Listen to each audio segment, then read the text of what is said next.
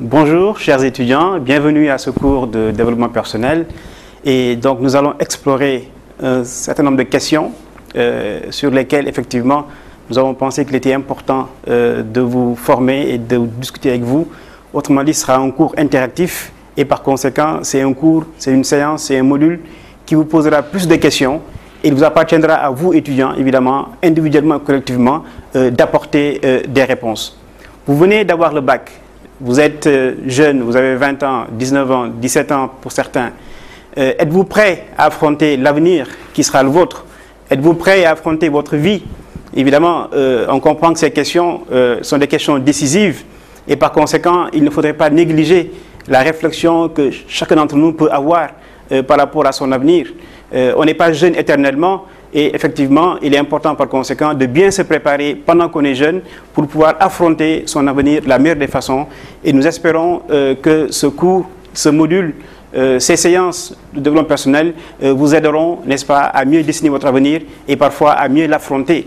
Puisque là aussi, il est vrai que l'avenir se construit et évidemment, cette construction n'est pas chose aisée. Il faudra vous retrousser les manches, il faudra évidemment y aller, ne surtout pas hésiter et effectivement surmonter les défis qui ne manqueront pas de surgir tout au long de votre chemin. Vous venez, certains, pour la plupart d'entre vous, vous venez de lycée, vous entrez à l'université. La question qu'on peut se poser, c'est est-ce que l'école vous prépare bien à survivre et à prospérer dans un monde professionnel et dans une vie de tous les jours qui aujourd'hui de plus en plus sont régies par la complexité. Et par conséquent, on peut comprendre que de ce point de vue-là, il est important d'avoir une réflexion et surtout de chercher à bâtir et à construire cet avenir au-delà de ce que l'école peut faire. Maintenant, il est important de partir d'un constat, c'est que le monde a radicalement changé. Le monde d'aujourd'hui n'est plus celui de nos pères, n'est plus celui de nos grands-pères. Et si on se rappelle, si on regarde dans le rétroviseur, on s'aperçoit qu'au cours de ces 50 dernières années, beaucoup de transformations ont bouleversé le monde et ont fait qu'aujourd'hui, effectivement, la façon avec laquelle l'individu prépare son avenir n'est plus tout à fait le même. Il est important à ce niveau aussi de partir de ce principe, c'est que désormais, la stabilité, l'immobilisme ne sont plus de ce monde. La vie n'est plus un long fleuve tranquille, à supposer qu'elle l'ait déjà été, et par conséquent, cela signifie qu'il faut être prêt à affronter les vagues qui ne cesseront pas tout au long de notre parcours d'apparaître sur notre chemin. Il est important aussi de vous dire que le monde dans lequel on vit est un monde dans lequel la compétition est très vive. La concurrence surgit de partout. Cela signifie par conséquent, évidemment, qu'il faut être conscient de vos atouts, qu'il faut que vous développiez vos atouts pour pouvoir survivre dans ce monde. Par conséquent, il est important évidemment de pouvoir être conscient de ce niveau de compétition et de compétitivité par rapport auquel effectivement vous devez vous préparer parce qu'au fond évidemment dans le monde dans lequel on vit, n'est-ce pas, ne prospéreront, ne réussiront que ceux qui sont préparés à affronter cette concurrence. Maintenant, il est important évidemment de dire que non seulement le monde a changé, mais le monde continue à changer à une vitesse extrêmement rapide, à un rythme implacable. Et ce qui est sûr et certain, c'est que plus on avancera dans le monde, plus le rythme auquel le monde changera augmentera sans cesse. Et par conséquent, il est important encore une fois que vous, que nous tous, nous soyons préparés pour faire face à ces changements auxquels nous ne pourrons pas échapper. En tant que jeune étudiant, en tant que jeune bachelier, on peut ressentir de l'inquiétude, on peut être anxieux. On peut se poser des questions, ne pas avoir de réponse. Effectivement, la jeunesse, c'est aussi l'âge du questionnement et des interrogations. Mais il est important, évidemment, de savoir que ces questions que l'on se pose, cette anxiété qui parfois nous accompagne, est quelque chose de normal. Par conséquent, se poser des questions, c'est bien. Ne pas avoir de réponse également, c'est bien. Mais il est important, effectivement, d'être dans une démarche qui vous permettra, au fur et à mesure, d'apporter des réponses. Et par conséquent, ce qu'on peut dire, c'est que ce doute, cette incertitude qui vous habite et auquel vous n'échappez pas, quand vous vous interrogez sur votre avenir, ce doute, je disais donc, et cette incertitude ne disparaîtront jamais. Autrement dit, tant qu'il y a de la vie, il y aura du doute, il y aura du questionnement. Maintenant, il est important de faire en sorte que ce doute et cette incertitude ne vous ébranlent jamais. Autrement dit, que même dans une situation où on n'a pas la réponse, que cela ne nous empêche pas d'avancer et de faire face aux défis qui jalonneront notre chemin.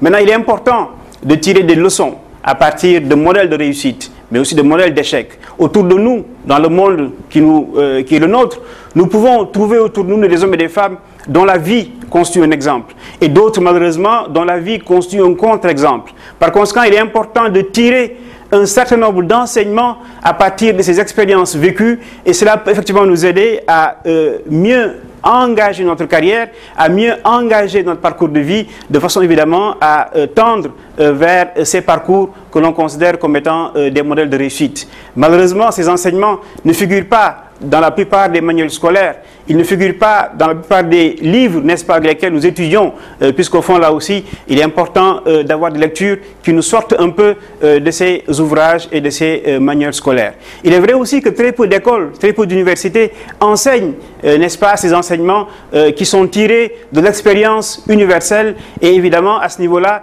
l'UVS apporte une rupture. Puisqu'au fond, ce cours de développement personnel a été mis en place par l'UVS pour vous aider effectivement à trouver des réponses par rapport à ces questions, mais également à vous inspirer et à tirer profit des expériences les plus réussies que nous pouvons identifier autour de nous. Évidemment, le monde dans lequel on vit est un monde globalisé et par conséquent, ces exemples de réussite, on les tirera à la fois du Sénégal, mais également du continent africain et au-delà de l'ensemble du monde, puisqu'au fond, nous sommes aujourd'hui des citoyens du monde.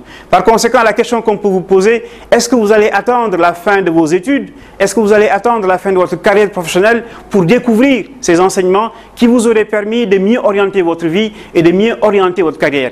Évidemment, non. Il est important, évidemment, à l'âge qui est le vôtre, que ces questions-là, que vous les posiez et que ces enseignements-là, que vous puissiez les intégrer dans vos choix, de façon, encore une fois, à mieux orienter votre avenir. Et par conséquent, nous allons, à travers ce module, chercher à atteindre ces objectifs dont certains sont ici présentés. Il est important, qui que nous soyons, d'aimer qui nous sommes. Puisqu'au fond, celui qui ne s'aime pas ne pourra jamais, évidemment, réaliser de grandes choses. Il est important aussi de savoir que le but de la vie, ce n'est pas forcément de se comparer en permanence par rapport aux autres. Évidemment, quand on aime ce qu'on est, quand on aime qui on comprend évidemment qu'il n'y a aucun intérêt à se comparer sans cesse aux autres. Il est important aussi d'avoir confiance en soi et d'avoir confiance en ses décisions. Dans la vie de tous les jours, on prend des décisions quotidiennement. Évidemment, on comprend par conséquent, quand on n'a pas confiance en ses décisions, quand on n'a pas confiance en ses capacités à prendre des bonnes décisions, il est évident qu'il est presque impossible, évidemment, de prendre ces bonnes décisions. Il est important aussi d'être conscient de la valeur que nous apportons. Nous avons tous, qui que nous soyons, des valeurs ajoutées. Nous avons, qui que nous soyons, des avantages concurrentiels. Nous avons tous quelque chose à apporter à notre famille, à nos amis, à notre classe, à notre université, à notre monde. Et par conséquent, il est important que nous soyons conscients de la valeur de ce que nous pouvons apporter. Il est important aussi que nous soyons conscients des contributions que nous faisons, que nous soyons conscients de nos compétences, nos capacités, que nous soyons confiants en notre capacité à faire face à de nouvelles situations, que nous puissions, n'est-ce pas, présenter les idées les plus nouvelles, n'est-ce pas, qui nous viennent à l'esprit, et que nous puissions aussi être capables de recevoir des commentaires par rapport à ces idées-là qui sont les nôtres. Il est important d'être confiant de ses capacités, de sa capacité effectivement à pouvoir présenter de nouvelles idées, à pouvoir recevoir aussi des commentaires. Nous sommes dans un monde évidemment où le débat doit être promu et où nous devons nous tous être en mesure de pouvoir, n'est-ce pas, faire face à un débat et de pouvoir aussi nous affirmer lorsque les circonstances l'exigent et de pouvoir dire non quand il le faut, d'être conscient de ses forces, de ses limites, de savoir aussi évidemment, vu que nous avons des limites, qu'il est parfois nécessaire de solliciter une aide, d'aller vers le monde qui nous entoure pour que effectivement les solutions nous viennent de ce monde-là. Il est important aussi de pouvoir percevoir les obstacles auxquels nous pouvons échapper comme des défis et comme des occasions par lesquelles nous pouvons nous perfectionner. En Chine, on considère qu'en réalité, il n'y a pas de différence entre menace et opportunité, puisqu'au fond, dans cette vieille sagesse chinoise, toute menace est source d'opportunité et par conséquent, il appartient à l'individu, à partir des menaces, évidemment, de les transformer en opportunité. Et par conséquent aussi, il est important, par rapport à tout ce qui vient d'être dit, de pouvoir, là aussi, avoir un esprit critique, de pouvoir se remettre en cause, mais également de pouvoir être sensible aux observations qui nous viennent du monde extérieur. Ne pas prendre forcément une critique comme une négation, mais au contraire positiver. Et ça va encore une fois, cela nous permet d'aller beaucoup plus loin et de pouvoir nous améliorer sans cesse. Et par conséquent, nous pensons qu'ensemble, nous allons chercher à développer auprès de vous cette confiance en soi sans laquelle rien de durable, rien de majestueux, rien de magnifique ne peut être fait. La confiance en soi, c'est la capacité de bien connaître ses forces et ses faiblesses, comme on dirait en Wolof, de reconnaître son plein potentiel en se référant à un sentiment de sécurité sans lequel évidemment l'avenir n'est que source d'inquiétude, mais également de pouvoir s'exprimer et de montrer ses capacités, ses habiletés sans craindre là aussi le jugement des autres. Malheureusement, nous sommes nombreux, n'est-ce pas, à être annihilés, à être paralysés par ce jugement des autres, alors qu'au fond, encore une fois, ce qui est plus important, c'est la confiance que nous avons en soi, c'est le jugement que nous avons sur soi-même, c'est le regard que nous portons sur nous-mêmes. Et on comprend par contre que celui qui a cette confiance en soi est en mesure de surmonter tous les obstacles. Celui qui a confiance en lui, rien ni personne, n'est-ce pas, ne constituera pour lui un obstacle. Et par conséquent, évidemment, cette confiance en soi,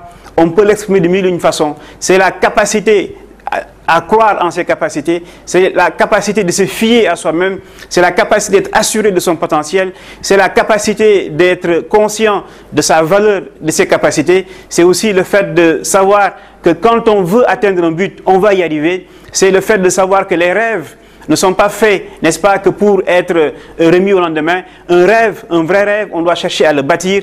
Il faut évidemment, pour terminer, avoir du culot, avoir de l'aplomb. Et par conséquent, nous allons, au cours de nombreuses séances que nous ferons ensemble, à travers des activités individuelles et collectives, chercher à développer auprès de vous cette confiance en soi, sans laquelle, évidemment, vous ne pourrez pas bâtir ce que nous appelons votre développement personnel.